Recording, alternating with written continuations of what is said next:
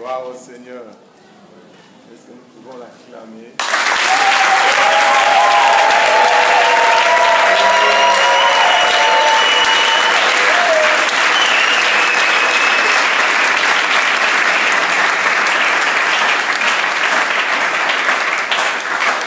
Gloire à Dieu. Qui se souvient de quelque chose que nous avons dit lors de l'enseignement? On avait parlé des prosélytes. Qui peut nous expliquer comment ça se faisait? Les prosélytes, c'est quoi? C'est qui? Les prosélytes. Qui étaient des prosélytes?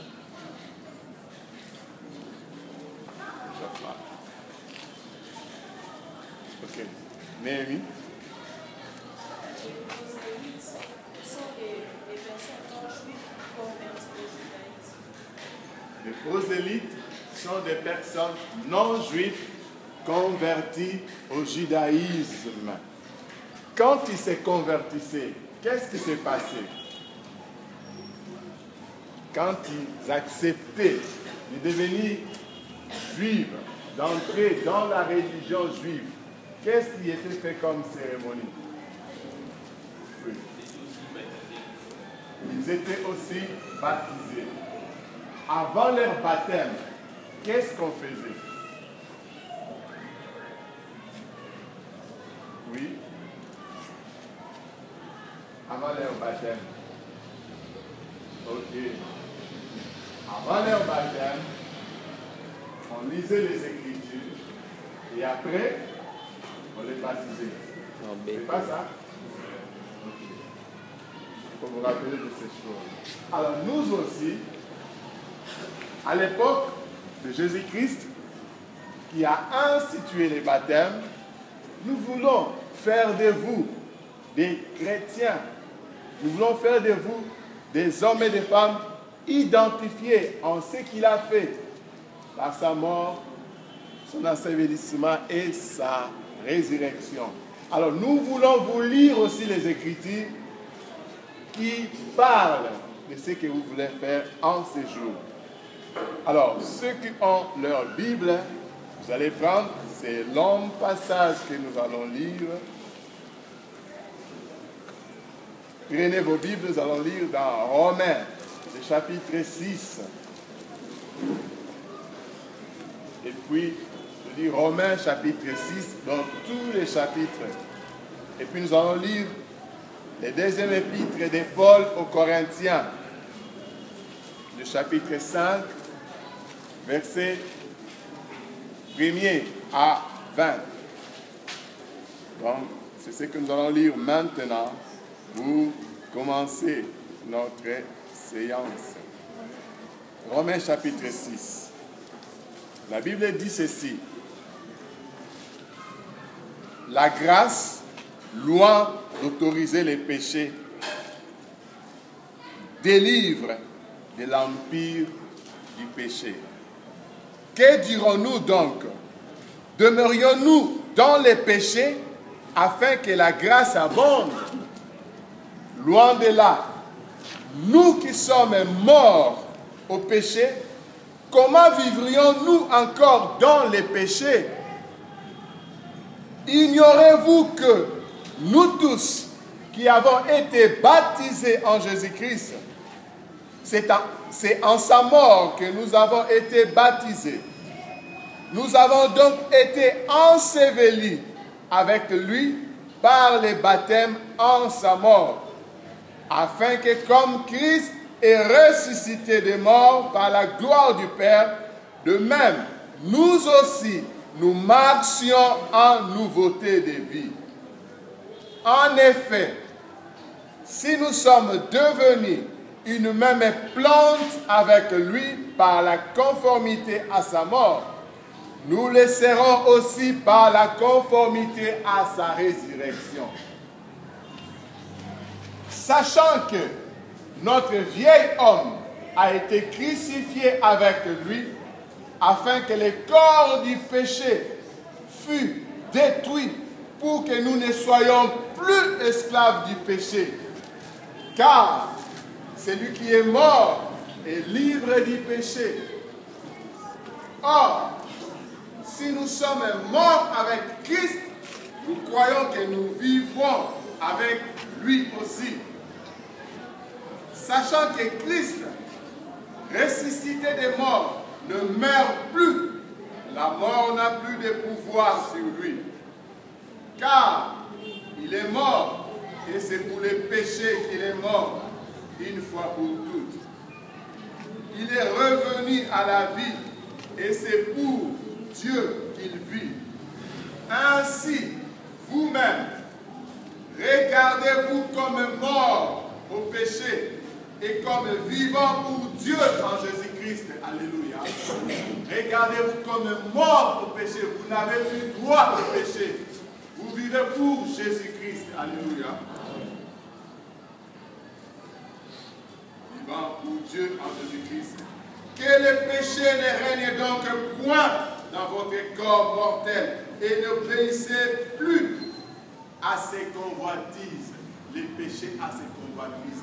N'obéissez plus à ses convoitises. À partir d'aujourd'hui, vous prenez une décision qui vous mettra devant le Seigneur. Et tout ce qui sera comme péché, ne donnez plus à cela. N'obéissez plus à ses convoitises. Ne livrez pas vos membres au péché comme des instruments d'iniquité, mais donnez-vous vous-même à Dieu comme étant vivant et vivant des morts que vous étiez, et offrez à Dieu vos membres comme des instruments de justice. Car le péché n'aura point de pouvoir sur vous, puisque vous êtes non sous la loi, mais sous la grâce. Quoi donc?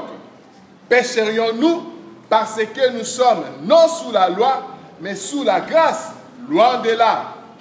Ne savez-vous pas qu'en vous livrant à quelqu'un comme esclave pour lui obéir, vous êtes esclave de celui à qui vous obéissez, soit du péché qui conduit à la mort, soit de l'obéissance qui conduit à la justice.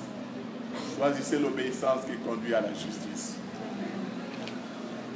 Mais grâce soit rendue à Dieu de ce qu'après avoir été esclave du péché, vous avez obéi de cœur à la règle des doctrines dans laquelle vous avez été instruits. Alléluia.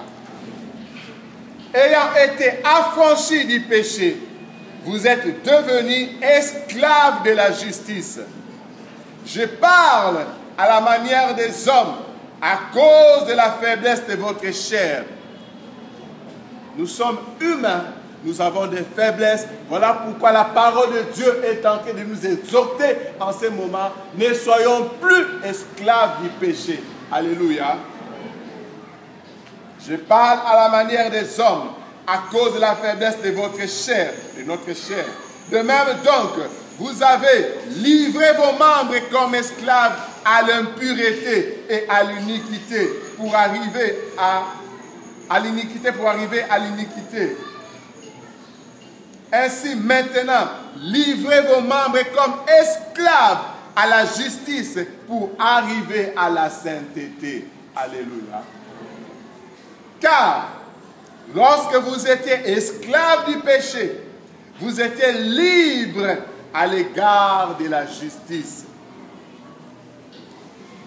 Quels fruits portiez-vous alors? Des fruits dont vous rougissez aujourd'hui, car la fin de ces choses, c'est la mort.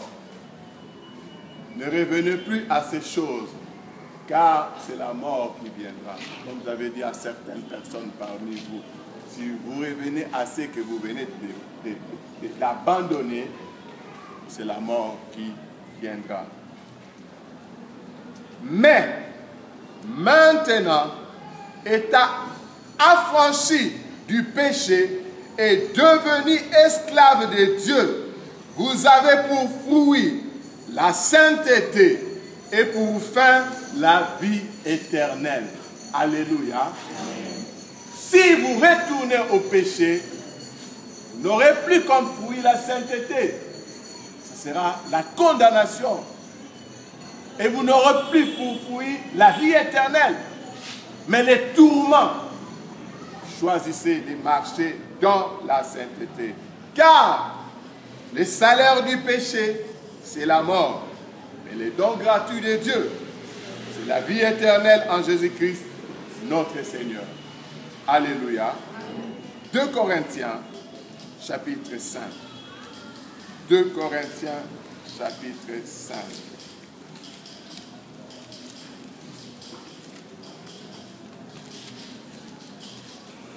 « 2 Corinthiens, chapitre 5. Nous lisons au nom du Seigneur.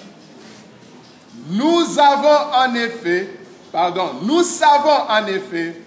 que si cette tente où nous habitons sur la terre est détruite, nous avons dans le ciel un édifice qui est l'ouvrage de Dieu, une demeure éternelle qui n'a pas été faite de main d'homme. Alléluia. Cette tente-là, c'est notre corps. Aussi, nous gémissons dans cette tente, désirant revêtir notre domicile céleste, si du moins nous sommes trouvés vêtus et non pas nus. Car, tandis que nous sommes dans cette tente, nous gémissons, accablés, parce que nous voulons non pas nous dépouiller, mais nous revêtir, afin que ce qui est mortel soit englouti par la vie. Et celui qui nous a formés, pour cela, c'est Dieu qui nous a donné les arrêts de l'esprit.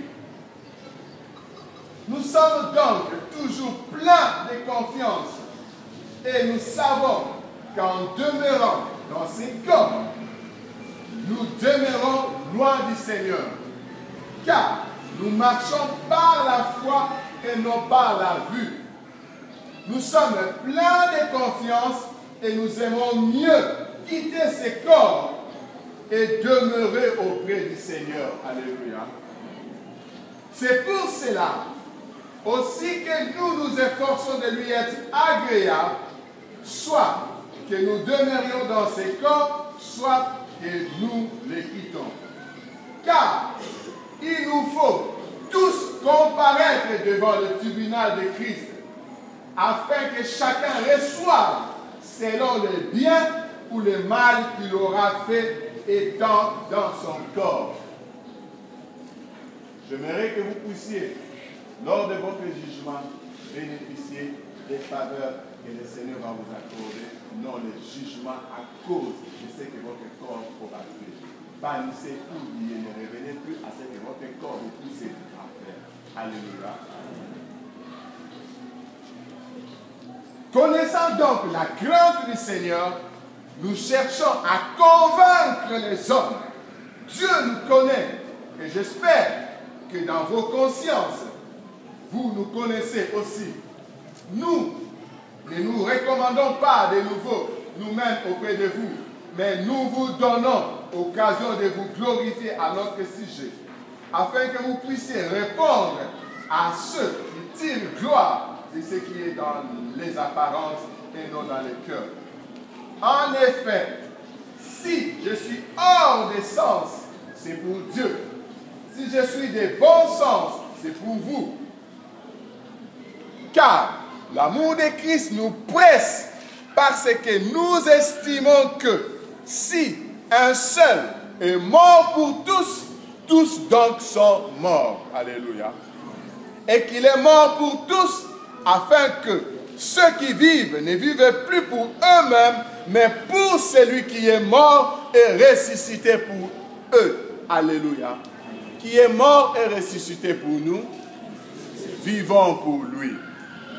Ainsi, de maintenant, nous ne connaissons personne selon la chair. Et si nous avons connu Christ selon la chair, maintenant, nous ne les connaissons plus de cette manière. Il est saint, il est revêtu de sainteté. C'est de cette manière que nous sommes en train maintenant de le vivre. Si quelqu'un est en Christ, il est devenu une nouvelle créature. Les choses anciennes sont passées, voici toutes choses sont devenues nouvelles. Je reprends. Si quelqu'un est en Christ, il est une nouvelle créature. Les choses anciennes sont passées, voici toutes choses sont devenues nouvelles. Et tout cela vient de Dieu, qui nous a réconciliés avec lui par Christ et qui nous a donné le ministère de la réconciliation. Car Dieu était en Christ, réconciliant le monde avec lui-même, en n'imputant point aux hommes leurs offenses, et il a mis en nous la parole de la réconciliation. Nous faisons donc les fonctions d'ambassadeurs pour Christ, comme si Dieu exhortait par nous. Nous vous en supplions au nom de Christ, soyez réconciliés avec Dieu. Devenez ses ambassadeurs. Que Christ prêche par vous à partir de maintenant. Alléluia. Nous sommes ses ambassadeurs et Dieu nous a réconciliés. Celui qui n'a point connu les péchés, il a fait devenir péché pour nous, afin que nous devenions en lui justice de Dieu. Alléluia. Nous sommes devenus justice de Dieu. Nous ne sommes plus comme autrefois. Nous ne marchons pas par la vue, mais par la foi. Parce que quand nous marchons par la foi, nous vivons les choses que les autres ne peuvent pas comprendre. Et cette réalité doit commencer à travailler dans vos vies. Vous n'êtes plus comme tout le monde. Vous devez faire la différence. Christ doit commencer à prêcher par vous. Que ce baptême ne soit pas un simple geste. Et après, demain, tu commences à revenir sur les choses que tu avais abandonnées. Marchez en nouveauté de vie. Et plaisez toujours au Seigneur. Alors, celui qui se sent disposé, celui qui se sent prêt à être posé dans ces eaux qui symbolisent une rivière, celui qui est disposé, qui croit qu'il n'y a rien qui peut l'empêcher d'être baptisé, il va s'élever. Il va dire merci au fond de ton cœur. Il dit merci au Seigneur parce que tu m'as rendu pur. Et je ne marche plus selon la vue, je marche selon la foi, parce que c'est par la foi que je puis comprendre les choses. Et je ne vais plus marcher comme autrefois. Je vais commencer à marcher en nouveauté de vie. Je ne vais plus marcher dans les péchés. Je vais tout abandonner parce que c'est toi qui es mort pour moi. Et je vais symboliser cela par les baptêmes. Ceux qui se sentent disposés, prêts, vont se lever. Et celui qui va dire du fond de lui que non, j'ai compris autre chose. Je ne suis pas encore prêt. Je ne me suis pas préparé. Je peux encore parler avec quelqu'un. Ne te cache pas. Les pasteurs sont là, les diacres, les anciens sont là. Cherche qui tu veux. Va parler avec lui. Nous n'avons plus du temps. Nous aurons peut-être 2 minutes. Si tu sens vraiment qu'il y a un problème qui t'accable encore jusqu'à maintenant, par rapport à ce que nous venons de lire, ne sois pas, ne te cache pas. Les anciens sont là, les pasteurs sont là, les diacres sont là. Cours vite, tu vas les voir. Et après, tu pourras arranger ton problème. Pendant ce temps, les frères vont nous conduire encore dans l'adoration. Je dis bien, ne te cache pas. Dieu te voit. Si tu as encore un problème à régler, avant que tu ne sois plongé, les anciens, les pasteurs, les diacres sont là. Cours le voir et le Seigneur te bénira.